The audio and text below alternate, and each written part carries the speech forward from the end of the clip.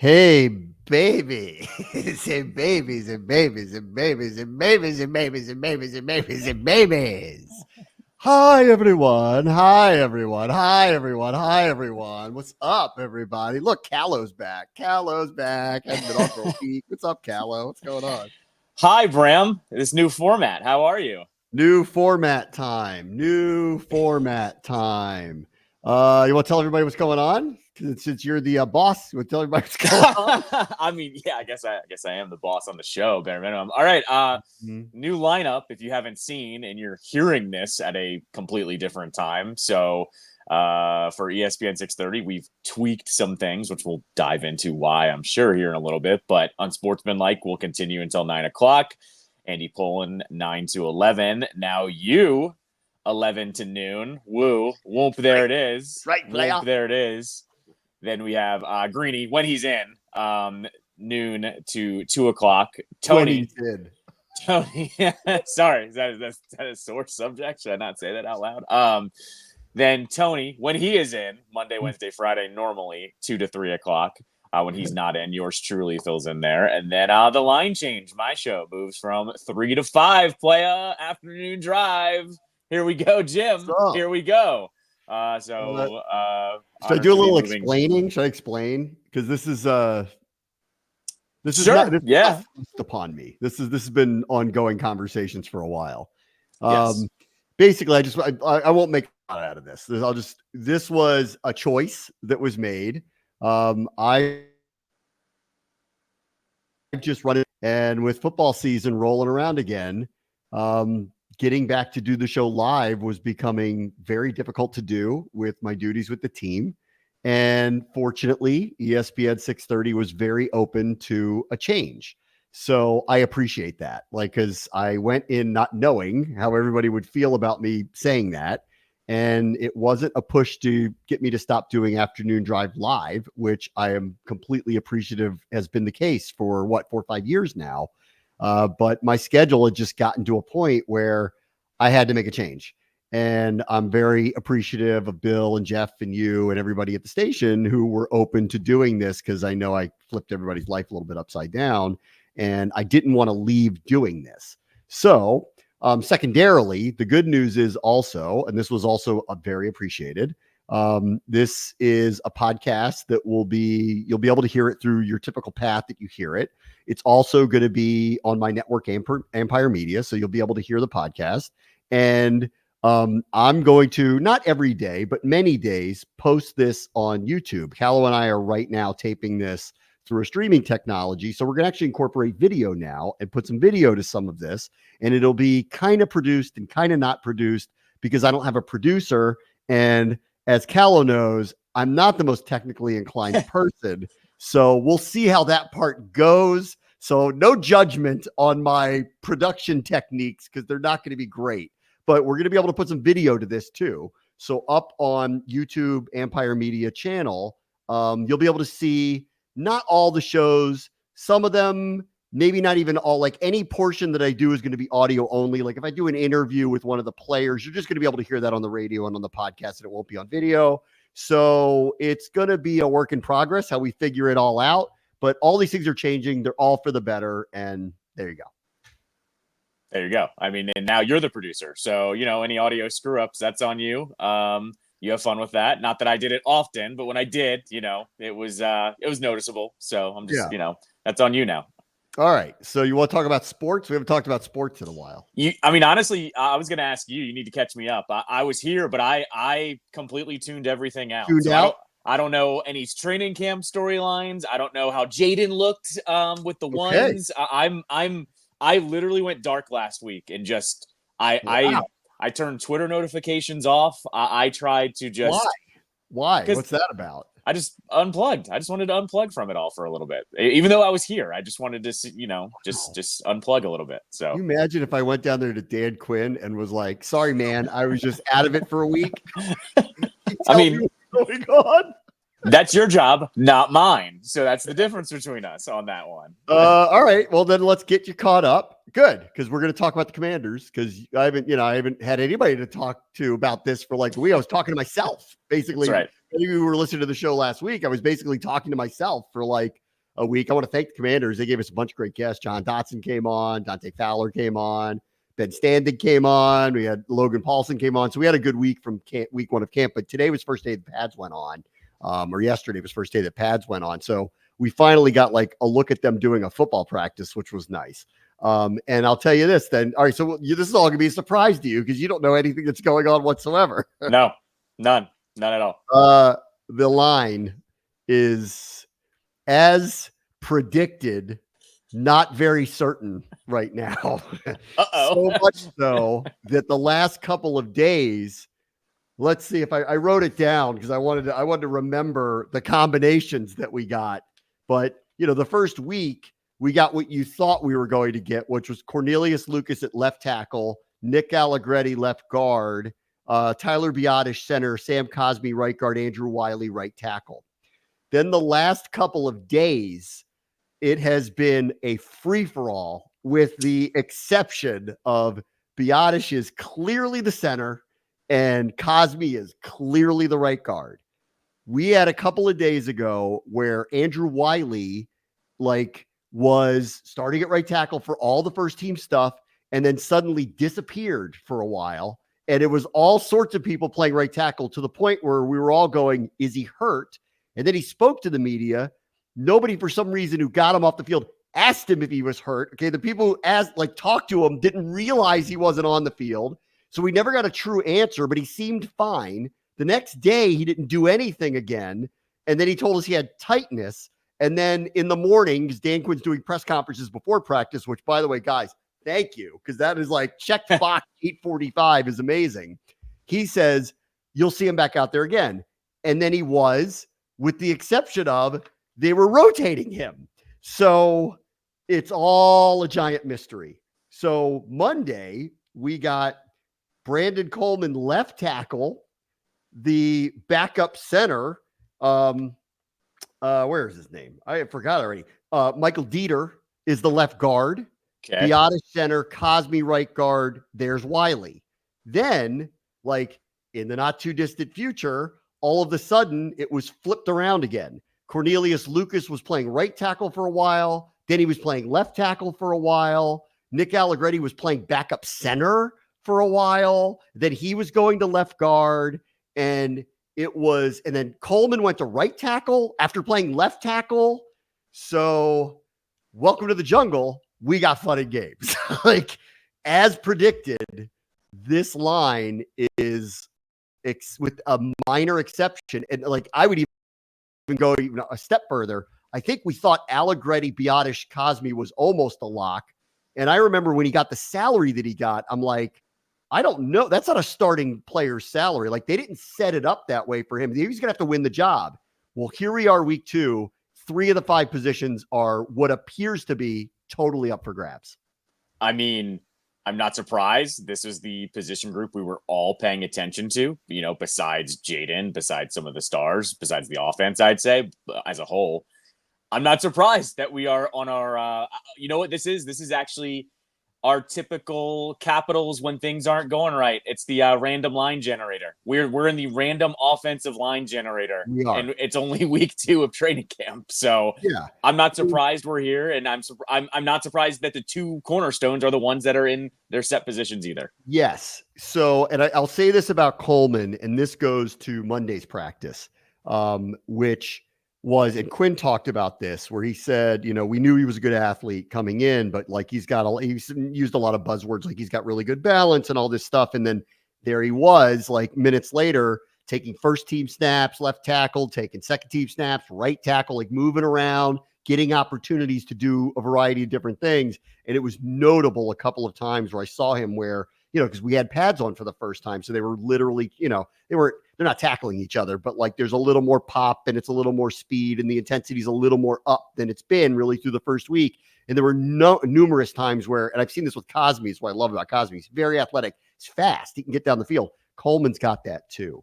So that was a really good sign watching that.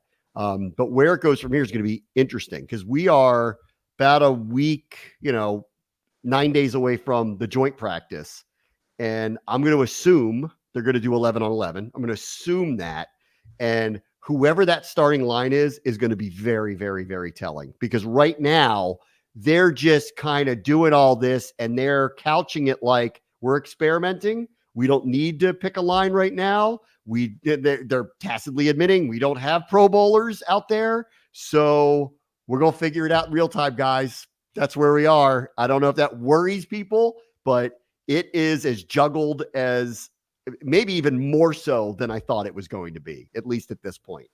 I mean, this could have been the plan the whole time, though, where they're going, everybody is going to play everywhere for these first couple of weeks. And then once we actually, start going 11 on 11 / going to these joint practices, then we're going to find out where it really shakes out. But maybe that was the plan going into this thing, was going, hey, all of you guys, you're going to have a chance in practice, and then we'll move on from there. And honestly, too, I think I said this to you multiple times over this offseason. Whatever that week 1 starting offensive line will not be the same offensive line by the end of the season, whether it's injuries or guys subbing in and out or whatever. We know that it's not going to be the same. So it's like, how much stock are we putting into right now as well? Someone asked me on the sideline today, they go, how many people do you think are going to be on the 53-man roster that aren't on the roster right now? They're going to be cuts from somewhere else. And I said, 3. And I'm like, it could be a corner. It could be a tackle. If a Charles Leno type pops up, is a surprise cut along the way where it's someone who, might be a bridge player for them. I mean, it's talking about this all offseason. I am a little surprised they never brought in another veteran, that it never actually happened. And maybe, that person's on another roster. I think we have I don't think our kicker is on our roster right now. So I think there are 3 to 5 players that they're going to survey around the league that will either be cuts they expect or surprise cuts from teams that will become available, and that may happen. So it leads me really to this question now, in watching this the last couple of days and knowing they're a week away and assuming that they're going to continue this, which is let's compete for jobs. And it's funny, all the players have talked about this, and Quinn talked about it too, competition and identity. It's all they're talking about, competition and identity. They don't want to put a record. They don't want to put expectations, just competition, identity. Cornelius Lucas did this funny thing last week where he was walking off the field and they were like, you've walked in here and it looks like, now things have changed, but it looks like you're the starting left tackle. And he just kept going, competition, that's the word, competition, competition. And he just kept repeating it over and over and over. So the message has gotten through. It's not that nobody's safe. It's just nobody's job is safe. You have to prove it. So it leads me to this one.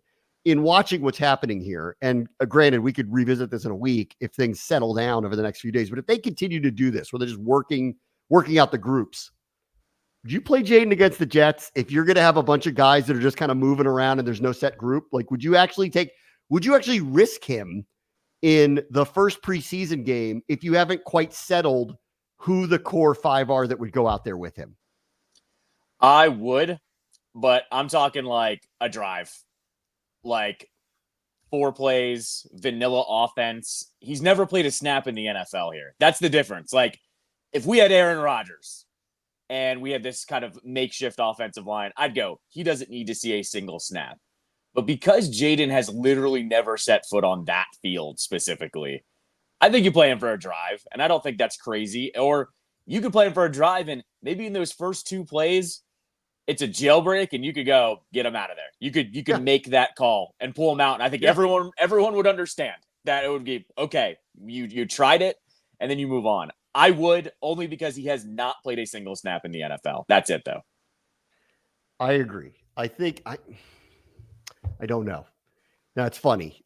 Through the first week, because you unplugged, you probably know by now that Mariota's gotten most of the first team reps, at least started that way. Yes, I saw that. Yes. There are a couple of exceptions to this, which is and I thought the way Quinn put it in his opening press conference he goes, there isn't a secret going on here, was the way he put it, which was a vague way of saying where we're working toward. It's just a matter of time before it happens. And if you watch them at the beginning of practice in just some individual snap drills, Biotish is snapping the ball to him every time. So it's the tell of all tells that they're heading in this direction, but Mariota does seem to get many of the first snaps. They rotate them with the ones, but they continue to give him this. And I will say this for Mariota, who did a press conference the other day, he's saying all the right things. He literally all the right things. Not that I'm surprised by that, but he's talking openly, when asked a lot about mentorship and walking the same path, being a high draft pick and a Heisman Trophy winner and all the expectations that go on you. He was really honest about his career. He was like, sometimes it takes a while to click. He goes, for me, actually, my first 2 years were my best 2 years, and like left it at that. Like, you all know what happened from there. And it's kind of been a ride, back to this point. And I watch him in this offense and I watch what they do. And of course you watch Jaden, and they've unleashed him a little bit and did some designed runs here and there, not a lot, but a few designed runs here and there. And I watch Mariota and I go, this guy actually is a perfect backup for him if that's what it's going to be. And I think if he plays his cards right here, he could be a backup here for a long time if he puts his ego aside and says, that's what I want to do with my career. Because I'm watching this and I'm going, how many times have you watched some team and they have a quarterback who's got a skill set, and then if he gets hurt, well, you got to change everything because the next guy can't do that stuff. Well, he can. I don't think he's going. I'm hoping that Jaden's going to be a much more accomplished passer than Mariota, so that would be a different limitation. But when you watch them kind of run anything that's designed or scramble plays, Mariota can do very similar things that he does. And he really was the other day saying all the right things about mentorship and where he is, why this is important, and how he's going to try to help bring Jaden along. I mean, look, he knew the score coming in here. They weren't trying to sugarcoat what they were doing. And I told this to you before as well with Mariota. I was kind of worried about Mariota after watching that quarterback thing a couple years ago, where it was like, does this guy like football? Like, does he want to be a pro? And clearly there was a turning point with him when he signed on with the Eagles of, I'm back to wanting to play football, wanting to be in the NFL. And clearly enough that this regime, who I think we've trusted every step of the way, he's the one that's going to be entrusted with bringing Jaden along. So I'm not surprised. And I'm not surprised he's saying all the right things either, because he's known since he signed here what the score was. I mean, he has to know that they weren't going to just hand the starting gig to Jaden, but he knows that it's a matter of when, not if, and literally in the offseason, not in the middle of the season. So that doesn't surprise me. I'm happy Mariota seems to be a good fit, but we all know what we're heading towards here. Yeah. And I think he does too. I think is what's more important there too. And the last one, and this is again, not a surprise, albeit there hasn't been as much juggling as there's been, but Quinn has openly admitted the cornerback competition is fully on. But I will say this, unlike what we saw at the offensive line, where there's just, it was musical chairs over the last couple of days with players moving around in positions. When the ones come out with the defense, St. Juste and Forbes are out there almost exclusively every time as the two outside corners. Sanders still comes in almost as a day one starter. None of this is unexpected. And then Quinn pointed out Mike Davis might get, and he's the veteran of the group, will get some run, might get a little bit more time, and we'll see. And then Igbenogany, who's my kind of dark horse, like, watch out. He's a former first-round pick. I know he's moved around to different teams, but this is second year in the system because he was in Dallas. He's a higher-end talent. And if it clicks for him, being that we're not certain about our front-end players, could he end up elevating and playing more? And I think there's a possibility of that. He's also very athletic because when you watch him, they're working a lot on kick returns. I think they're trying to figure out who their returners are going to be. And they're probably going to have two. I think a lot of teams are going to do that. Now that I've seen it in practice, I think a lot of teams are going to look at it and have two kickoff returners because the ball could go to either side of the field and you kind of need it. And the setup zone is so short. And he's been pretty good, in those moments too. So he could emerge as one of the kick returners, which would make the team as well. But at the same time, they're playing him with the backups on the inside more than they are on the outside, which would lead you to believe that like St. Juste and Forbes remain the top 1A. And I guess we'll just have to see how that goes. But there's been no juggling of it. We haven't seen any of the roster changes yet. And so I'm waiting to see. I'm waiting to see how that one goes because they've admitted it's on. We assumed it was on, but they're not showing it like they're showing with the offensive line right now. Well, and I think the difference there between that position group, though, and the offensive line is that could be a week-to-week thing. They could like how certain guys line up against certain wide receivers every single week, too, right? So it's kind of like the offensive line in the same light. We could see that first starting group in Tampa, and then the following week against the Giants, they might like someone else in another position, and there's no quote-unquote starters, right? They just like a certain group against another certain group.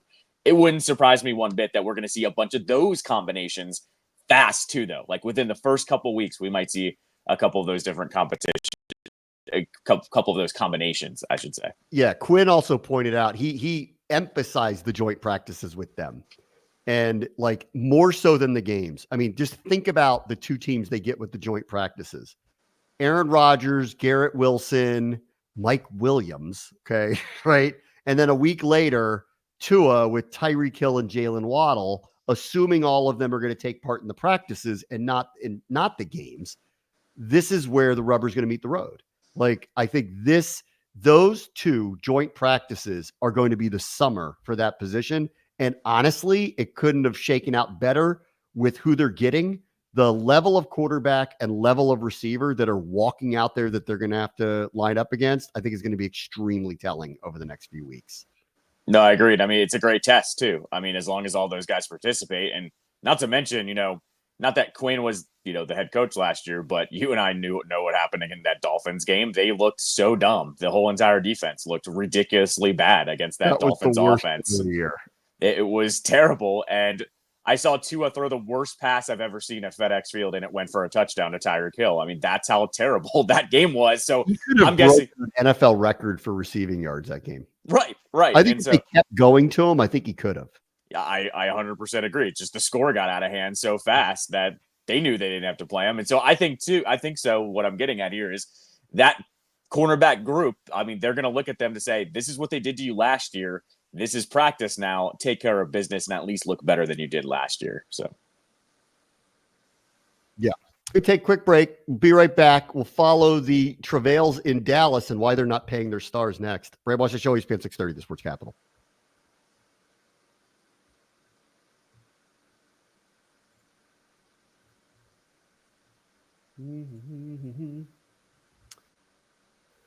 All right.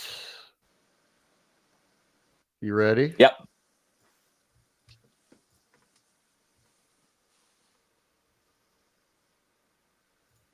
All right. Welcome back. Brad watch the show, ESPN 630, the Sports Capital. Callow is back. Callow's the new afternoon drive host. What up, Callow? 11 to 12 is when this show is going to air now. And then it'll be a podcast, and you can find it wherever you find your podcasts. And we're going to try out YouTube a little bit. We're going to throw it up there. So you have a video element. You get to see Callow's beautiful Expos hat today with lovely bright colors. Look at that hat collection you have behind you. How many hats are behind you? That's about half of them. Maybe half of the 200-ish that I have at this point. Wow. So some people are sneakerheads. You're a hat head. Oh, I'm also a sneakerhead. I'm just not as into sneakers because that's a little bit more expensive. But yeah, no, I mean, I think during the pandemic, the hats became my thing. And I actually don't buy as many because my collection is pretty much there of all the color schemes that I want at this point. But I don't know. You used to see me every day. You see me wear a different hat every day. I see it. Yeah. You got a nice collection of them. I got to pull out. I got my old school Joe Gibbs R showed up. I bought that on eBay. I meant to put that in my background.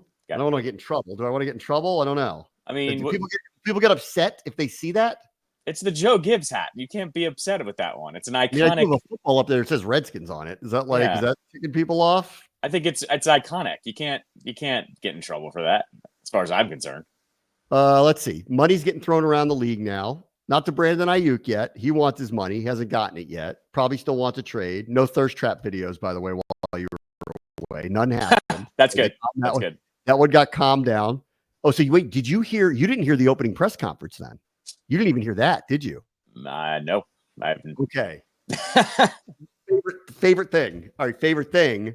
Adam Peters was part of it and gets asked about Brandon Aiyuk putting up a clip, I think he said whoever asked the question, he put up practice footage and he just stopped the reporter dead in his tracks and he goes, "There wasn't footage." And he goes, a picture. And he said, and they were like, well, what did you think of that? And he goes, "It was handled internally and we're unconcerned." Period. Oh, okay. No mountains out of the molehills here. Okay. This is the second time now I've seen this. Because, we're all in honeymoon stage with this. And I actually think they're messaging all of this really well. And in all this, they're not putting any crazy expectations on this. Like they're not like at every turn, they're slow rolling like what you should expect, which I think is the right way to go, honestly, because I really don't know what to expect. And, I'm hoping for the best, but I think it's baked in. It's going to be up and down with how many different changes there are and all the different players is going to be there and all that stuff. But I do love that second time now, Dan Quinn wore the shirt and it went away really fast, right? It was no big deal. Like a day later, he's just like, listen, layered, and they're just moved on. And then this one, the Aiyuk thing, Ron would have gone into a soliloquy about how they talked to this person about this, and you can't do that, and you got to do this. They might even put out a statement about the whole thing. Peters just goes, I'm not worried about it. Next. And I loved it. Ron would have been like, yeah, well, we're always going to try to add players that make our team better. That's the thing about it. We're always trying to get better. Right. It would have been a diatribe about all the things that you can't do with that or why it's not bad. And it was very refreshing to hear someone go, this is a molehill. I know why you asked me about it. We talked about it. I don't care. And good. Let's all move on. It's new era when that's happening. Yes. A lot of money's getting thrown around. Not in Dallas. Not yet. Dak hasn't been paid. CeeDee Lamb hasn't been paid. CeeDee Lamb hasn't showed up. And I saw a report with Ian Rappaport on Rich Eisen. And he asked him, like, what's going on? And Rappaport was basically like, CeeDee Lamb will probably get a deal done, but it's not particularly close right now. Like we don't want to pay him like Justin Jefferson, but that's probably what he wants. And on Prescott, he was just kind of like, brace yourself for this is going to be the biggest free agent ever because Dak can't be traded and is heading into free agency and is going to want $60 million a year. And Rich was like, do you think he's going to get that? And Rappaport's like, from somebody. And I just kept watching this going, and that's why I think Jerry Jones is right. Why would you give him that? Well, just because someone else will doesn't mean you should. It's how I feel about it. The problem is, though, when you look at that contract, if they don't bring him back, there's this fat dead cap money on their cap next year. And that's for them. Okay, you either have like a $50 million dead cap hit or you pay them and you're using that money on the cap anyways. Like, this is the problem with the whole Dak situation. He knows he has them out leveraged because he's going. He's last year of his deal, isn't he? This is last year. Yeah, but he has one of those. It's something weird with those voided years or whatever, where he has this huge dead cap hit next year. You have to look it up. Like, it's maybe not 50 million, but there's a chunk of money that is owed to him next year on the cap, and that's where I've been looking at it, going, they have no choice but to sign him because you're already committing half the money to him anyways. So you have to, or you just have a bunch of dead money on the cap and then you don't have a quarterback. I don't know why they played it this way, but I think that's why Dak isn't saying anything either, because he's going, they either have to pay me or that team that is close next year is going to sign me anyways. Like, do you not think that the Steelers, with all the stuff that's going on with like Russ and Justin Fields right now is going on, they're going, we give them $60 million because then we get to drop them into our system all of a sudden. Like, yes, Seattle could sign him. The Raiders could sign him. Yes. Like any number of teams. Like, if Bryce Young stinks again, the Panthers could sign him. Like, there's a number of teams that could go and do. The Giants could sign him. Like, you don't know. Like, a number of teams could look at him and do it. But it does get to this position, it is getting to the point where I think you need to consider being more selective, in my opinion. When it reaches this point, it's when you have to start asking yourself, are we getting the bang for the buck? Are we going to have a problem signing Micah Parsons if we do this? Can we find a quarterback that makes half that and puts us in a similar position? Really, the larger question is, do we think he's that good? And I've been waiting for teams to turn a corner on this and go, there's just going to have to be a limit if you're a special Pat Mahomes, Josh Allen, Joe Burrow, where there's kind of no question about it, well, I just think you have to do what you have to do. You just pay market price. But when you're somebody that hasn't won that much but is good, what's the line? Like, what is it? At what point do you draw a line and say, I don't know, man, like, we're going to pay him $10 million a year more than Lamar Jackson? Really? Are we? I mean, that's what the market dictates. And look at what Kirk got. Dak, I mean, I'd say Dak is a little better than Kirk. Am I crazy in saying that? I don't think I'm crazy in saying that. I think he's more mobile. And, more mobile? Maybe. Yeah, sure. Same level, though. Stats, sure. Same level, though. And you and I talked about it all last year and then into the offseason about how Kirk was going to get paid by somebody because they don't want to waste a first-round pick. Well, funny enough, the Falcons then wasted a first-round pick on the quarterback. But you know what I'm getting at here is it's the market. And I guess it's the opposite of kind of how NFL contracts used to be, where it was, oh, this guy's more valuable to his team than he is elsewhere. Well, maybe that's who quarterbacks are now. They're more valuable elsewhere than on their own team because of the way the money works and the ceiling, I guess. I mean, either way, Dallas, if they don't pay him, what do they do after that? Because then they're in the market for whoever the veteran is. Right. They're not going to be bad enough to get a quarterback. So this is so clearly, obviously, the second time they have not wanted to do this. Like, they didn't want to pay him. Remember, a couple of years ago, they didn't want to do it. Remember? Yeah. They were slow rolled it then. They pay their stars. They slow rolled it then. They didn't want to do it then. Now it's gotten to this point. They don't want to do it again. Yeah. I don't know what Jerry's doing. I feel like it's kind of, we used to talk about the Cubs in this way. The Cubs would compete just enough and then it'd be like, oh man, the lovable Cubs, they lose. And then, it would be a marketing ploy, right? I almost feel like we're at that with the Cowboys right now. Jerry makes them just good enough to win 10, 11, 12 games, get to the playoffs, but they're not good enough to beat the Niners or whoever the upper echelon NFC teams are. I think Jerry's playing his team like he does with the Cubs. That's how I feel how it's going right now. All right, take a listen to this. Here's Dak Prescott talking about his future. They have once, I have once. I think I've deserved that. Understanding that this is a business, and obviously I want to be here. Talking about growing up, this is where I've become a man. So, but at the end of the day, it's a business, and when I'm gonna say it, I want to be here, but when you look up, all the great quarterbacks I watched played for other teams. And my point in saying that is that's not something to fear. That may be a reality for me one day, may not be my decision. So that's the freedom that I have is be where your feet are, make the most of it, be confident in yourself, make your team better.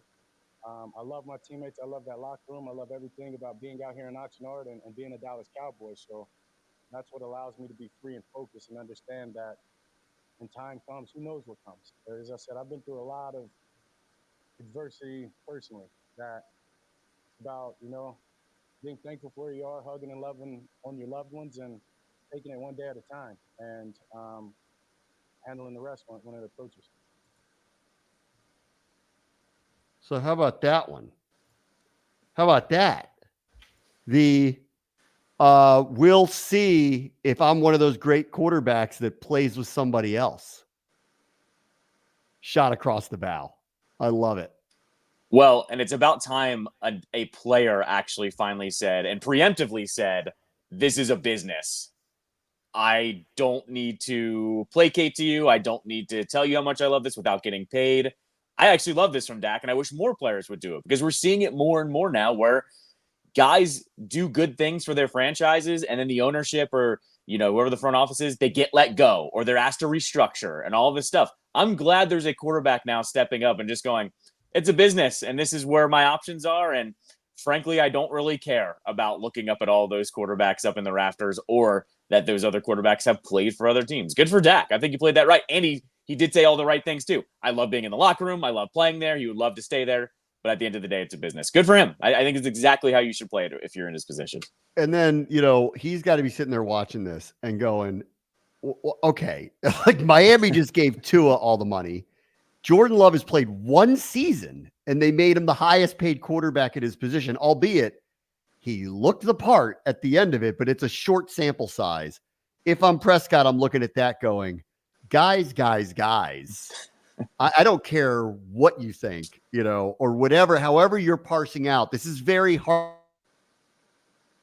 Knock Saquon, like what's going on. We don't know if we should do this. And the other teams are going, is what it is. We're going to pay the rate. Love may or may not deserve that, but what are we going to do? He looked as good as anybody at the end of the season. And Tua, who I affectionately call left-handed Dak, because I think it's the same thing. The Dolphins just went, are we going to do any better than him? No. So let's just go do it. And they did. Right. And I mean, at the end of the day, too, with most of these guys, like that level of quarterback, I'm not saying it's easy to move them, but you can entice some other team to come along eventually if you fall out of love with them. And a lot of times, though, that doesn't happen unless you have some kind of contingency, whether you have a draft pick or someone else that's coming in or whatever. But yeah, he's got to be looking at those two going, all right, guys, what gives? And in Dak's case, too, I'll give him this. He's in the best leverage point he's probably ever been in. He was getting MVP votes at the end of the year last year. He looked he looked really good. Like he actually took a step up when I don't think a lot of people thought that was going to happen with McCarthy running the show. And so I think he's looking at this being really frustrated and also going, guys, I looked awesome last year in this offense. What more do you want out of me? How much more do I have to do to get paid? I think that's pretty much where it's boiling down to. Last thing on the Cowboys, TV recommendation, and I'm not kidding. I know what you're going to say. America's Sweethearts, the Dallas Cowboy Cheerleaders 7-episode thing on Netflix is really good. Like, and I'm not sarcastically saying that, not kidding. And I watch a lot of stuff, and we were drawn in. Whoever did it really, really, really well. And it's really good, like legitimately good. As you know, I'm in a run club, and that's like what I've been doing over the last year or so. And I'm like, I'm the sports guy in my run club. And I knew this was good when I had the non-sports people saying, you have to watch the Dallas Cowboys Cheerleader show. And that's, I was like, okay, I've got to check this out now, apparently, because everybody was telling me. They humanize them. So it's like amazing. Yeah. They don't they totally, I mean, they're beautiful and it's eye candy, right? But like they totally humanize them. The person who runs it, she's one of the toughest people I've ever seen in my life. And then one of the cheerleaders is this girl who went to the University of Alabama, and you meet her and her boyfriend. And I swear to God, you think you're watching a Funny or Die bit. Like you just can't believe these people are real. Like the boyfriend is kind of aware that he outkicked his coverage by 8 miles. Oh, yes. It is. Yes. It's too good. Like these two are too good. And then there's like they get into all their insecurities. They get into how they dance, where they came from, all their backstories, what they do for a living outside of this. Like it was fantastic. And then they profiled, one of the games they profiled was the Thanksgiving Day game. And I was like praying I was going to be spotted on the sideline somewhere. Like I was like, where am I? Am I in the Dallas Cowboy Cheerleaders thing? But it was, I'm not kidding, legitimately good and worth your time. Like really good. We'll check it out for sure. All right. Take a quick break. We'll talk about all the moves the Orioles and the Nationals are making next. Brand Watch the Show, ESPN 630, the Sports Capital.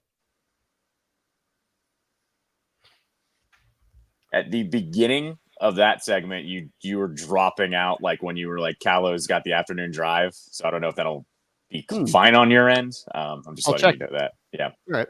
It was the same thing at the beginning of the first segment too. Like you dropped in and out a little bit. I'm sure it's probably fine on your side once it saves, but I'm just like, that's weird. Yeah. All right. 3, 2, 1. Welcome back. Brand Watch the Show, ESPN 630, the Sports Capital. New time, player. 11 a.m. player. 11 a.m. player. You can listen to it. Put it on the podcast and watch it on YouTube. Look at it. You actually see what we look like. All right. Let's talk about the baseball moves Oh, your guy. You're so sad, aren't you? Oh, Lane trade to no. Cleveland. No, you like this? You're Not all sad at for it? all. I thought for sure. I was like, oh, he's gonna be so sad. Lane trade to Cleveland. No, I was at a Nats game not this past Friday, but the Friday before, Carly Rae Jepsen night.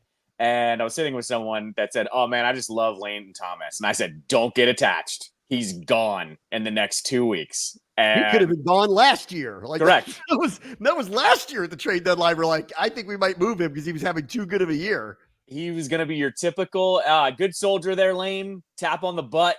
We're trading you for 3 prospects in their teens, by the way. And this is Mike Rizzo at his finest. You now have to go back and say he traded a terrible John Lester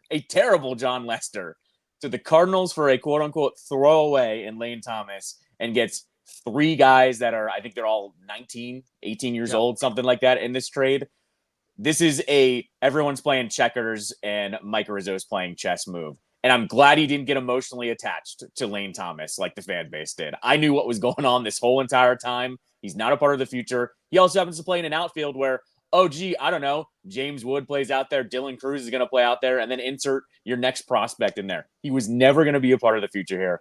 Perfectly happy with this. And they grabbed a bunch of guys with high upside. I like this. That means that they have enough prospects here where they're going, give us the teenagers. Those are the guys that we can develop, and they have a high upside. And if they work, but it's going to take them a few years to get up here. It tells you how much better their prospects are now, too. Yeah. The Orioles, under immense pressure, people are screaming at them, please, God, make your team better because you should and could win the World Series. Please go do it. They did. So they went and got another starter. Yep. And they moved Austin Hayes because they have too many good people. And I don't know that they're done, honestly, but they are making moves. So everybody shut up. Okay. They're like, they're trying. Okay. Yeah. And Elfin yesterday gave up 10 hits and they were still in a winning position. And they said that's the perfect starter where they're going. A guy who has kind of a weird outing just puts him in a position to win. They have a good enough roster that they can. And that's exactly what they did. And then you're also still hearing, though, that they're not done. I'm hearing that, or I'm seeing on social media and stuff that like they're in the Blake Snell talks. They're in all the other talks of other starters that could possibly come here because they have so many prospects. Good. This is exactly what we wanted with the new ownership. New owners dictating this, clearly. The new owner wants to win. Yes. He does. And by the way, with that Phillies move, I thought it was actually really interesting. You have 2 contenders, the 2 best teams in their respective leagues. Easily play each other in the World Series. Saying, hey, we got a couple matchups here. Let's swap some players and you get Austin Hayes. We'll give you a pitcher or 2. I actually love that. Like I love that for both sides to go, hey, let's call up the team that's really good over there because we've got some parts that we can swap out here. I love that from both sides. Let's see. Over in Paris, all of our teams are rolling. The men's team, who looked wonky as I don't know what during the warm-up games, won the first couple of games pretty handily. It was funny that Jason Tatum didn't play. I don't know why that's funny, but it is funny. At some level, it's funny.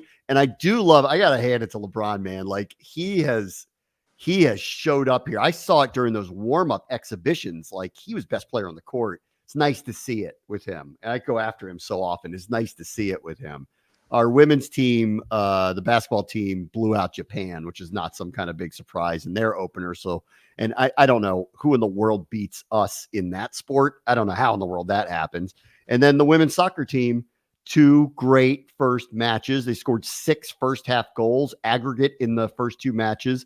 They played Zambia, who played a player down like immediately, and they had no chance against them anyway. We're down 3-0. And then against Germany, if you didn't see the third goal, which was one of the funniest things you'll ever see, was like a deflection from a shot outside the box, and the deflection like hit the post in such a weird way that it like bounced backwards. It was almost physically impossible what it did to go in. And the United States looked great against Germany. And if people like we know this because we're around it and we're around it all the time.